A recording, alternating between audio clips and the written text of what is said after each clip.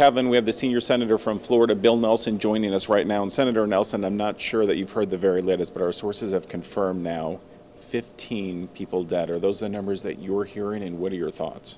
Middle of the afternoon, I talked to the superintendent of schools, and he said many fatalities. So our worst fears are realized, and this is one, why does this happen to Florida? You know, we had 59 people gunned down in the Pulse nightclub. A year ago, we had the shooting at the Fort Lauderdale airport in the very same county.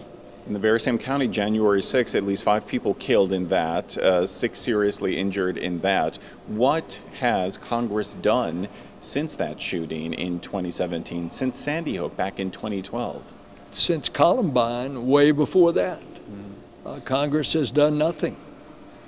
We brought a bill up for a vote. We thought it was common sense. The terrorist watch list ought not to be able to purchase a gun. We could not even get that passed. So what is it going to take? How many more mass slaughters that people will come to their senses and say enough is enough? And what are you hearing from the White House, sir? We do remember after the Las Vegas mass shooting, the White House really not taking direct action immediately after that. What are you hearing from the White House regarding some sort of solution? Not much. And so what can Congress really do at this point? What is the next step after we pick up the pieces and get the horrific details from this shooting?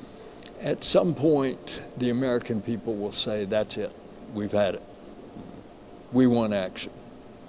And they will insist on the political will to bring some common sense legislation. And by the way, I'm saying this as a Florida boy who grew up on a ranch, who has always had guns, who still hunts with my son. I'm very much for protecting the right to bear arms. But an AK-47 is not for hunting. It's for killing. Let's go back to what's happening today. Have you heard anything about the suspect, Cruz, and what are you doing? I know you've already been in touch with the FBI. Again, my first reading way back, talking to the FBI, talking to the mayor, talking to the superintendent of schools, was that it was a student who had been there before but was now not in school. We didn't know if he was in another school.